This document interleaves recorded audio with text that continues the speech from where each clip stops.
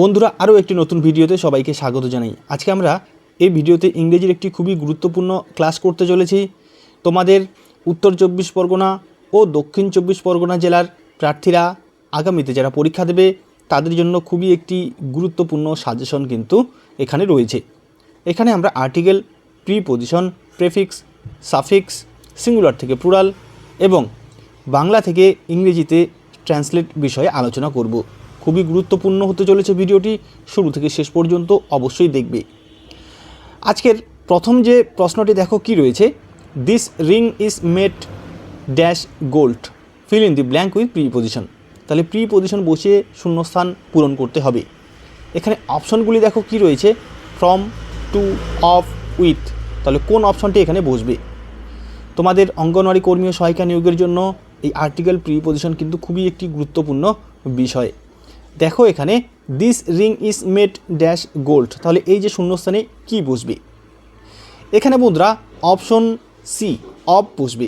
This ring is made of gold. তো দেখো এখানে আমরা অফ কেন বসালাম? এরকম বাক্যের ক্ষেত্রে কোনো কোনো সময় কিন্তু ফ্রম ব্যবহৃত হয়, তো এখানে আমরা অফ ব্যবহার করলাম। দেখো এখানে this ring is made of gold, অর্থাৎ এই যে রিংটি এটি কি দিয়ে তৈরি? এটি সোনা দিয়ে তৈরি। তো দেখো এই যে আমাদের রিংটি তৈরি হয়েছে কী দিয়ে? সোনা দিয়ে। তো এখানে দেখো আমাদের যে উপাদান সোনা, এই সোনা যে উপাদান রয়েছে এটি কিন্তু অপরিবর্তিত রয়েছে। অর্থাৎ কোনো একটি জিনিস থেকে যখন আরেকটি জিনিস আমরা তৈরি করব এবং মূল উপাদান যদি অপরিবর্তিত থাকে তখন আমরা অফ প্রিপোজিশন ব্যবহার করব। এবং আমরা ফ্রম কখন ব্যবহার করব? চলো পরের বাক্যটি দেখলেই বুঝতে পারবে। এবারের বাক্যটি কি রয়েছে দেখো, wine is made dash grapes, feel in the blank with preposition. তাহলে প্রিপোজিশন বসিয়ে শূন্যস্থান পূরণ করতে হবে, ফ্রম, টু, অফ, উইথ। এবারে তাহলে কোন অপশনটি এখানে বসবে? এখানে বন্ধুরা অপশন এ, ফ্রম প্রিপোজিশনটি বসবে। Wine is made from grapes, অর্থাৎ ওয়াইন পানীয় মদ, এই মদ কোথা থেকে তৈরি হয়?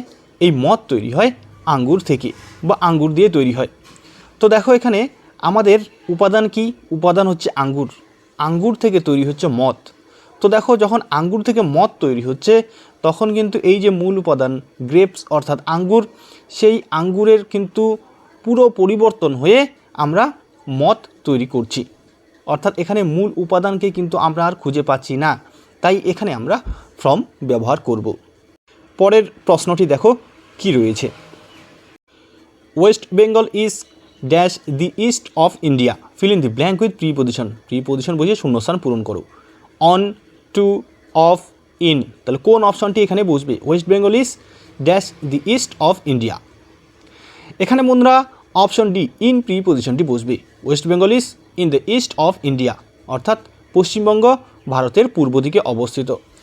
অবশ্যই মনে রাখবে পূর্ব, পশ্চিম, উত্তর, দক্ষিণ এই দিকগুলো বোঝাতে আমরা কিন্তু ইন প্রিপোজিশন ব্যবহার করি, তাই এখানে আমরা ইন প্রিপোজিশন ব্যবহার করলাম। West Bengal is in the east of India. পরের প্রশ্নটি দেখো, এবারের বাক্যটি কী রয়েছে দেখো, a bird flew dash my head, fill in the blank with preposition. তাহলে এখানে অন, এভাব, টু, ওভার এই চারটে প্রিপোজিশনের মধ্যে কোনটি বসবে? A bird flew dash my head. এখানে বন্ধুরা অপশন ডি, ওভার প্রিপোজিশনটি বসবে। A bird flew over my head, অর্থাৎ একটি পাখি উড়ে গেল আমার মাথার উপর দিয়ে। এখানে বন্ধুরা ওভার মানে উপরে, এভাব মানে উপরে এবং অন মানেও কিন্তু উপরে। অর্থাৎ যখন কোনো কিছু উপরে অবস্থান করা বোঝায় তখন আমরা এই তিনটি প্রিপোজিশন ব্যবহার করি। তো আমরা অন কখন ব্যবহার করি? যখন একটি জিনিস আরেকটি জিনিসের উপর স্পর্শ করে থাকে তখন আমরা অন ব্যবহার করি। আমরা এভাব কখন ব্যবহার করি? যখন কোনো কিছু জিনিস অনেক উঁচুতে অবস্থান করে তখন আমরা কিন্তু এভাব প্রিপোজিশনটি ব্যবহার করি। এবং ওভার কখন ব্যবহার করি?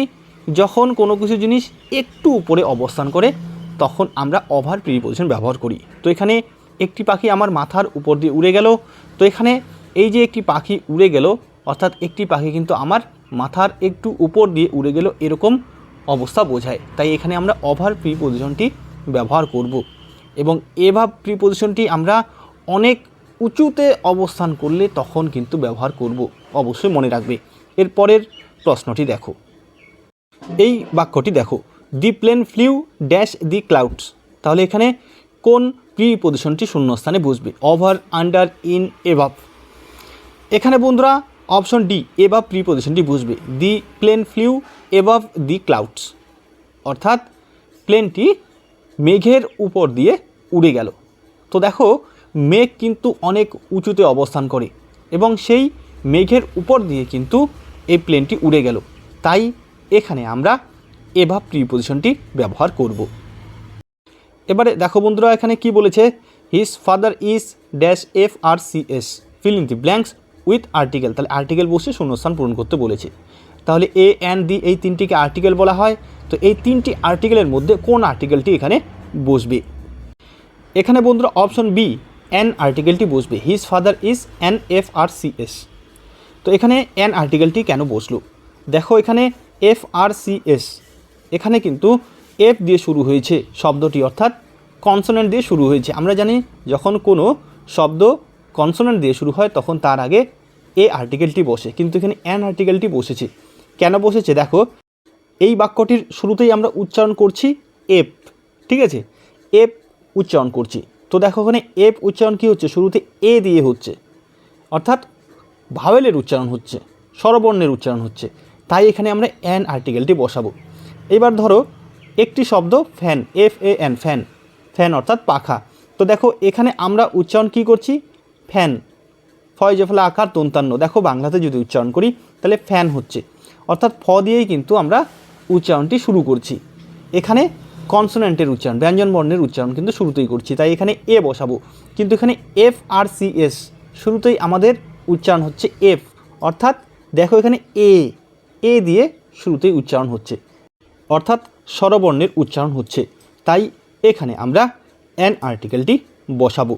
এরকম আরও কিছু শব্দ দেখো, MLA, MP, SDO, SC, ST, ঠিক আছে, এই শব্দগুলি বন্ধুরা কি দিয়ে শুরু হবে? দেখো প্রত্যেকটিই কিন্তু এ উচ্চারণ দিয়ে শুরু হচ্ছে, অর্থাৎ স্বরবর্ণের উচ্চারণ দিয়ে শুরু হচ্ছে, তাই এখানে আমরা অ্যান আর্টিকেল বসাবো। পরের প্রশ্নটি দেখো কি রয়েছে, dash boys are playing cricket. তাহলে এখানে এ অ্যান দি এই তিনটি আর্টিকেলের মধ্যে কোনটি বসবে? Dash boys are playing cricket. এখানে বন্ধুরা অপশন সি দি আর্টিকেলটি বসবে, the boys are playing cricket, অর্থাৎ ছেলেরা ক্রিকেট খেলছে। তো এখানে দেখো আমরা এ বয়েস তো অবশ্যই করতে পারবো না, কারণ এখানে দেখো বয়েস প্লুরাল নাম্বার রয়েছে, অর্থাৎ ছেলেরা। সংখ্যায় যখন একজন ব্যক্তি বা বস্তুকে বোঝাবে তখন আমরা কিন্তু এ বা এন এই দুটি আর্টিকেল ব্যবহার করব, আর প্লুরাল নাম্বার বোঝালেই কিন্তু আমরা সেখানে দি আর্টিকেলটি বসাবো।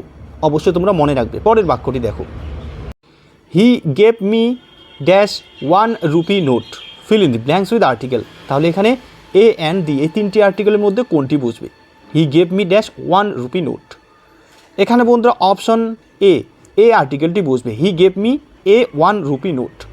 তাহলে এখানে দেখো আমাদের 1 এই শব্দটি কিন্তু ও দিয়ে শুরু হয়েছে, অর্থাৎ ভাওয়েল দিয়ে শুরু হয়েছে, কিন্তু এখানে আমরা অ্যান আর্টিকেলটি না বসিয়ে এ আর্টিকেলটি বসালাম। কেন বসালাম? দেখো ও এর উচ্চারণ যখন কি হবে? ওয়া হবে। এখানে দেখো 1, আমরা যদি বাংলাতে লিখি কি হচ্ছে? ও একা দন্তান্ন 1, শুরুতেই কিন্তু উচ্চারণ কি রয়েছে? ওয়া, তাই এখানে আমরা এ আর্টিকেলটি বসাবো। ও এর উচ্চারণ যখন ওয়া হবে তখন আমরা তার আগে এ আর্টিকেল বসাবো, ঠিক আছে। কিন্তু যখন ওয়া উচ্চারণ হবে না, অন্য বাক্যগুলি যেমন অরেঞ্জ, ঠিক আছে, অক্স, এগুলোর আগে আমরা অ্যান আর্টিকেল বসাবো। এবারের বাক্যটি দেখো, dash Ramayana was written by Valmiki. A and the এই তিনটি আর্টিকেলের মধ্যে কোনটি বসবে? এখানে অপশন সি দি আর্টিকেলটি বসবে, the Ramayana was written by Valmiki, অর্থাৎ রামায়ণ বাল্মীকি কর্তৃক রচিত হয়েছিল। তো এখানে দেখো রামায়ণা, এই রামায়ণা কি? এই রামায়ণ হলো একটি বিখ্যাত ধর্মীয় গ্রন্থ, ঠিক আছে, বিখ্যাত ধর্মীয় গ্রন্থ। এছাড়া অন্যান্য গ্রন্থের আগে দি আর্টিকেলটি বসে, তাই এখানে আমরা অপশন সি দি আর্টিকেলটি বসাবো। পরের বাক্য দেখো কি রয়েছে। এবারে এখানে দেখো আমরা 6টি শব্দ রেখেছি, এগুলির সামনে আমাদের প্রেফিক্স কিন্তু বসাতে হবে। তো এখানে দেখো যে শব্দগুলি গুরুত্বপূর্ণ সেই কয়েকটি শব্দই কিন্তু এখানে তোমাদের জন্য রেখেছি। তো দেখো এখানে প্রথমে কি রয়েছে? হ্যাপি।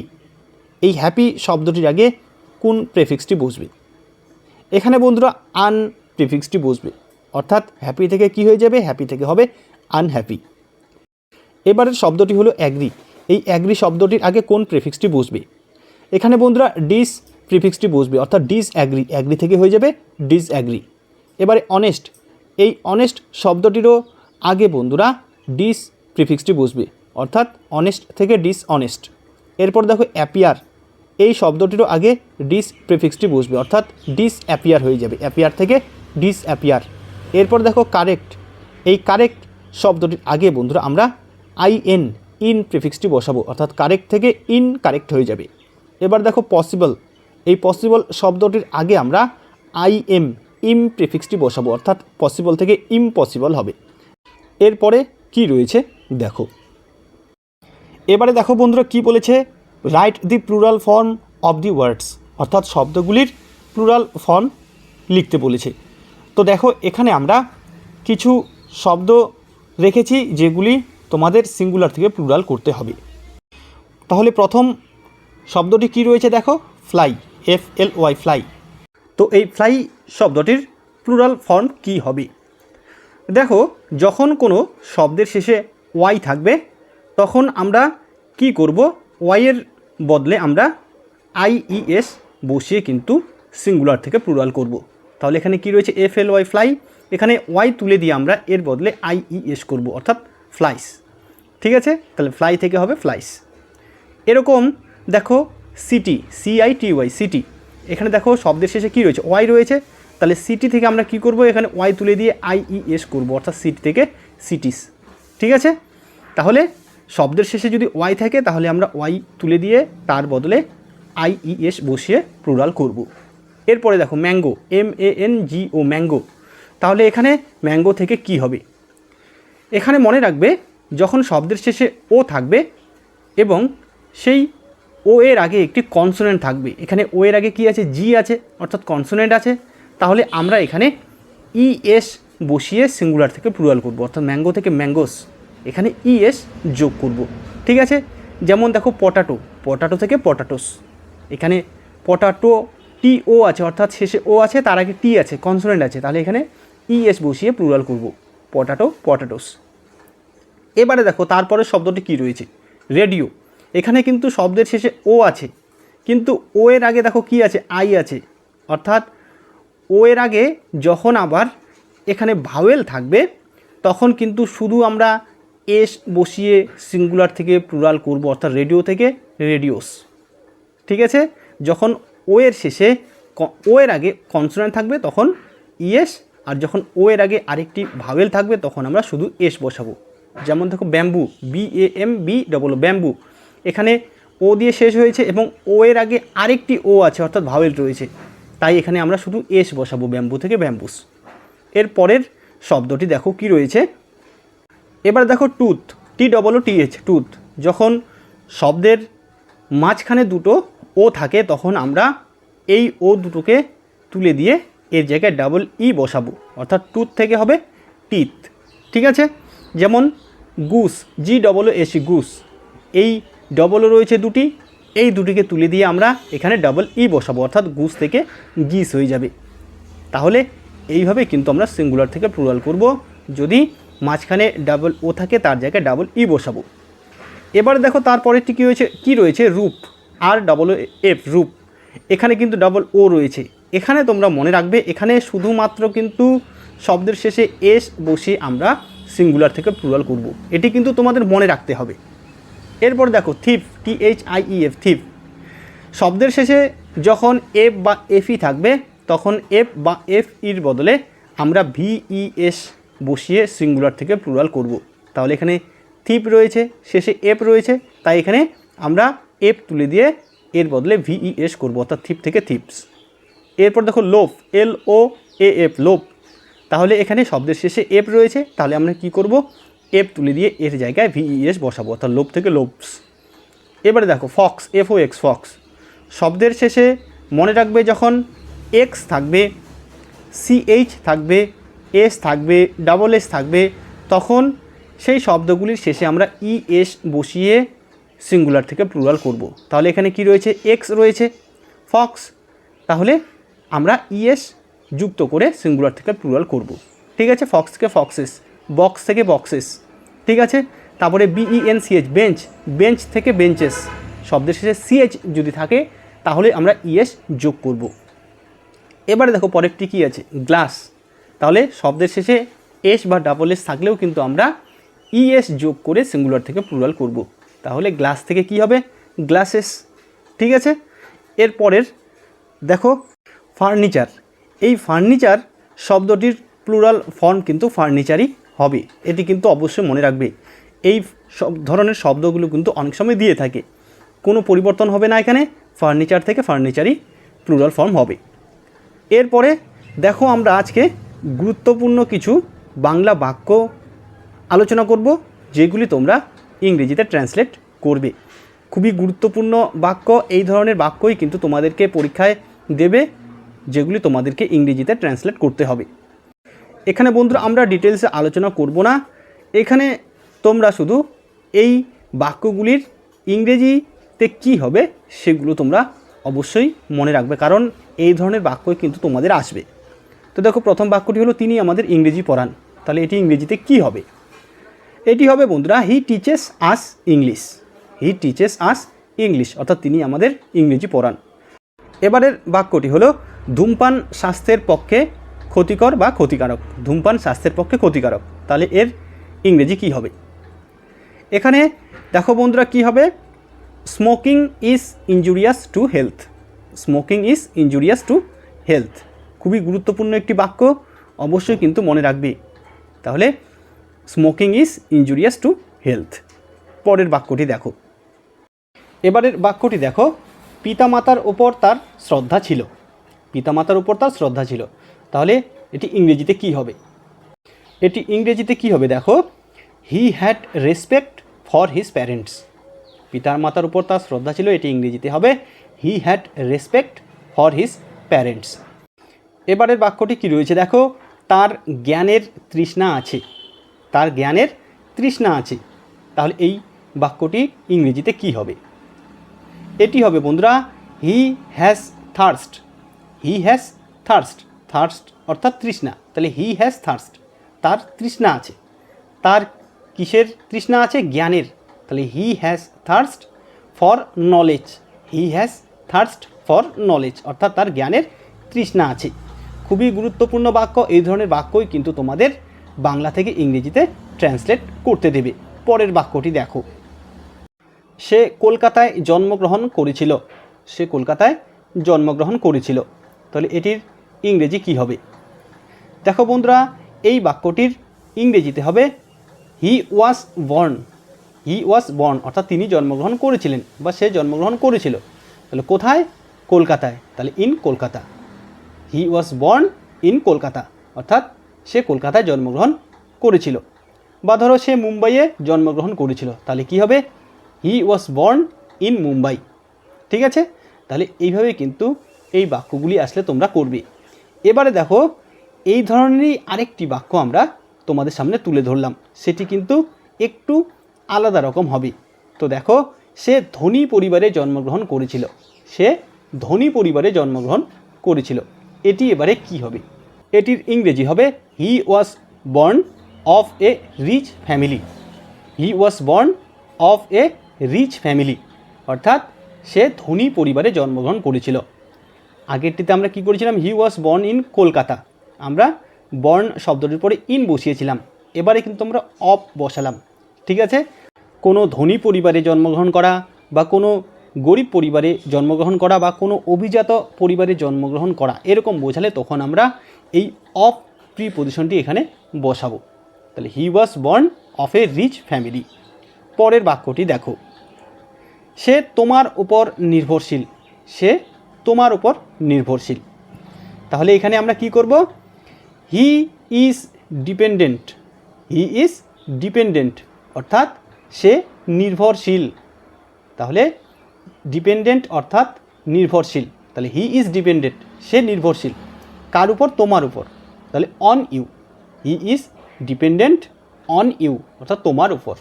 ঠিক আছে, খুবই গুরুত্বপূর্ণ বাক্য, এই ধরনের বাক্যই কিন্তু আসবে, তাই অবশ্যই তোমরা মনে রাখবে। সে তোমার উপর নির্ভরশীল, এটি কী হবে? He is dependent on you. পরের বাক্যটি দেখো কি রয়েছে, সে সঙ্গীতে অনুরাগী। সে সঙ্গীতে অনুরাগী অর্থাৎ সে সঙ্গীত ভালোবাসে। ঠিক আছে, তাহলে এটির ইংরেজি কি হবে? এটি হবে বন্ধুরা he is fond of music. He is fond of music. ঠিক আছে, সে সঙ্গীতে অনুরাগী। পরের বাক্য, কুকুরটি তার প্রভুর বিশ্বস্ত। কুকুরটি তার প্রভুর বিশ্বস্ত।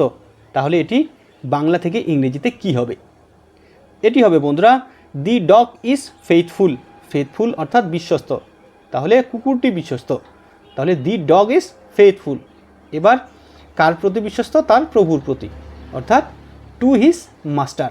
তাহলে the dog is faithful to his master. পরের বাক্যটি দেখো কি রয়েছে, এবারের বাক্যটি হলো সে অঙ্কে কাঁচা বা সে অঙ্কে দুর্বল। তাহলে এটির ইংরেজি কি হবে? এটি হবে বন্ধুরা হি ইজ পুয়ার বা উইক। পুয়ার বা উইক যে কোনো দুটি শব্দের মধ্যে একটি বসালেই কিন্তু হয়ে যাবে। ঠিক আছে, তাহলে হি ইজ পুয়ার বা উইক ইন ম্যাথমেটিক্স। ঠিক আছে, সে অঙ্কে কাঁচা বা সে অঙ্কে দুর্বল।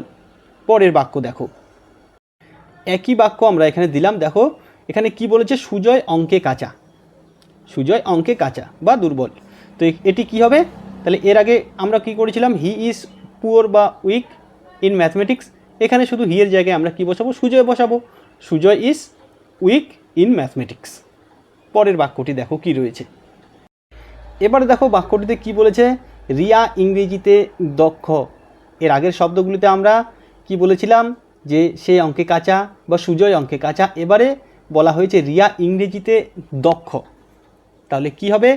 আমরা এর আগে যে উইক বা পুয়ার শব্দটি বসিয়েছিলাম সেই জায়গায় শুধু এই দক্ষ এই যে শব্দটি রয়েছে এর ইংরেজি বসিয়ে দিলেই হয়ে যাবে। তাহলে রিয়া ইজ কি হবে? দক্ষ। দক্ষ হলো প্রফিসিয়েন্ট। তাহলে রিয়া ইজ প্রফিসিয়েন্ট। রিয়া হয় দক্ষ। কিসে দক্ষ? ইংরেজিতে দক্ষ। তাহলে ইন ইংলিশ। তাহলে Riya is proficient in English. যদি রিয়া ইংরেজিতে কাঁচা তাহলে কি হতো? তাহলে হতো Riya is weak in English.